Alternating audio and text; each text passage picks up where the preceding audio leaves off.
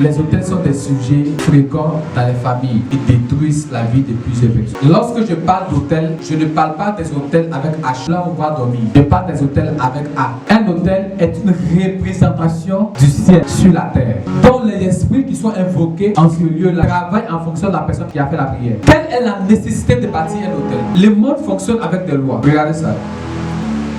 Ça tombe ou pas? Comment on appelle cette loi-là? La loi de l'attraction. Parce que la terre attire. La terre requiert des lois qui lui permettent de fonctionner. Quelqu'un prend avec moi Job 38, verset 33. Connais-tu les lois du ciel?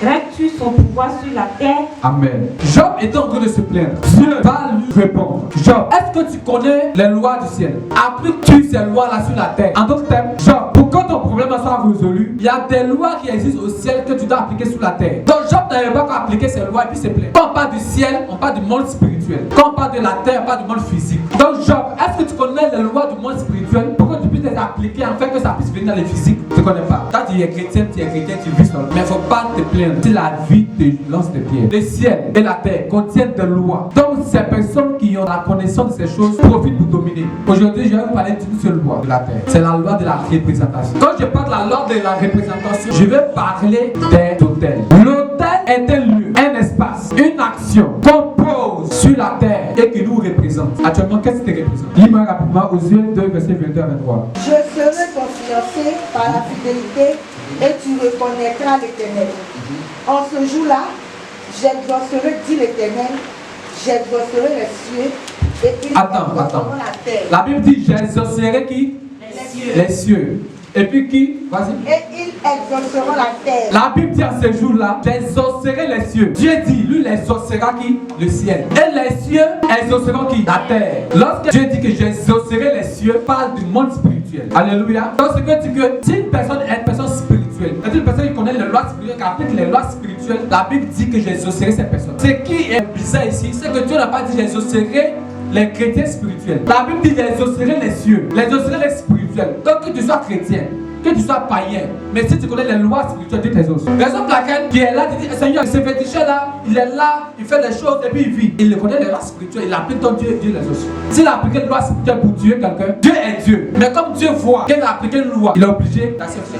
Le problème c'est Dieu, c'est pas Jésus. C'est pas Jésus qui l'a exaucé ce féticheur, c'est Dieu qui l'a exaucé. Donc Jésus, on appelle le Dieu des chrétiens. Mais Dieu n'est pas le Dieu des chrétiens, Dieu est le Dieu de tout le monde. La Bible dit les cieux exauceront qui? La terre. Mais quand on parle du ciel, pas des esprits. Mais si les esprits qu'on ne voit pas doivent exaucer la terre, les êtres humains, c'est que ces esprits-là doivent avoir l'intérêt sur la terre. Que fais-tu sur la terre pour que le ciel t'exauce? Ce que le ciel te donnera sera en fonction de ce que tu auras fait sur la terre. La terre, c'est que la terre est un esprit. Ce que tu vois lui là, c'est un esprit. Il entend, il voit. Si tu lui as donné quelque chose de mal, il va te retourner ça. Donc la terre a un pouvoir d'exaucer quelqu'un, d'exaucer quelque chose, d'exaucer quelqu'un. Mais la condition que la terre puisse t'exaucer, c'est que tu dois être en contact avec le blé. Depuis que tu es sur la terre, quelle action as-tu fait avec le blé? C'est une loi. Quand tu fais du bien à quelqu'un, il ne faut même pas attendre de bénir la personne. La terre elle-même va te bénir. La terre doit exaucer le mou qui est le vin. Le vin qui représente quoi? Le sang. Et le sang qui représente quoi? Un sacrifice. Quel est le sacrifice que tu as déjà apporté dans la maison de Dieu pour que la terre puisse te bénir? Depuis que tu existes, ton offrande n'a jamais dépassé même ton loyer. Des gens viennent jusqu'à 200, ton offrande ne va pas 15 000. Et puis toi tu demandes 100 000 à Dieu. Normal, n'est pas ça au bout de donner. Les différents types d'hôtels, tout lieu où un liquide est versé, suivi des paroles, représente un hôtel. Raison pour laquelle chez nous au village, vous savez ça déjà, les grands-parents, avant de parler, ils versent quelque chose. Tout lieu où des prières sont faites quotidiennement, il représente un hôtel. Ça peut être dans ta maison. L'hôtel réagit en fonction de la parole qui a été prononcée lorsque la personne est en train de partir. Raison pour laquelle dans nos villages, dans nos différentes familles, il y a des gens dont la famille est bloquée. On dit là-bas, là, on ne peut pas voyager, personne doit se marier, personne ne doit réussir. En tout cas, il y a des lois qui ont été mises dans la famille. Parce que quand l'hôtel, les contrats est en train de signer, ce sont ces paroles-là qui ont été dites. Donc l'hôtel agit en fonction de la parole qui a été prononcée sur elle. Je vous parle des deux grands types d'hôtels. Le premier type d'hôtel, on appelle ça l'hôtel principal. Rapidement, Jean 1, verset 29. Jean 1, verset 29. Le lendemain, il vit Jésus venant à lui. Et il dit, voici l'agneau de Dieu qui ôte le péché du monde. Je viens de marcher béni. Je dis, voici l'agneau de Dieu qui ôte le péché du monde. C'est vrai que Jésus est considéré comme un agneau, un animal. Jésus est comme un agneau. Ils ont fait un sacrifice. Mais la raison pour laquelle ils ont fait ça, c'est pour que le sang de cette personne-là, qui n'a pas péché, son sang est pur. Dans le lieu où son sang a été versé, on appelle ça un hôtel. Donc ça, on appelle l'hôtel de Golgotha. Et son sang là parle pour nous jusqu'aujourd'hui. L'hôtel spécifique. Le problème du salut est réglé. Le problème du péché, c'est déjà réglé. Maintenant, les autres problèmes qu'on appelle les trésors de la terre, les trésors de la mer, les trésors des cieux, et tout ce qui est richesse, les bien-être, le travail, en tout cas pour bien bien vieux sacrifice de ça, tout à fait. Je n'ai pas dit d'égorger les choses, mais il dit ce que tu dois faire. L'autel spécifique concerne le domaine de ta vie qui est compliqué pour toi. Un domaine de ta vie qui te combat. Le domaine de ta vie où tu es plus combattu nécessite un autel. Il y a combien d'églises partout?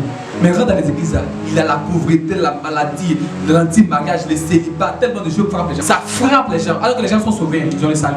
Mais les autres domaines qui les fatiguent, autant que ça ne pas partir. Et les gens sont en train de souffrir.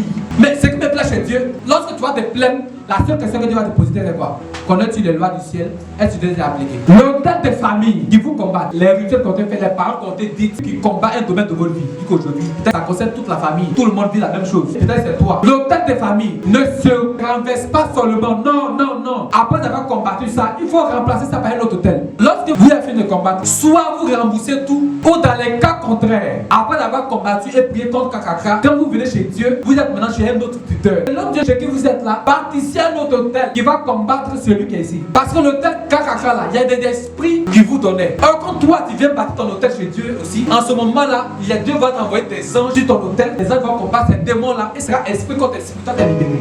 Donc si moi j'ai donné l'autel là à Dieu, et que Kakaka me demande l'autel, Kakaka a donné l'autel à Dieu, si tu es garçon, il faut aller prendre charge chez Dieu. Alors c'est fini.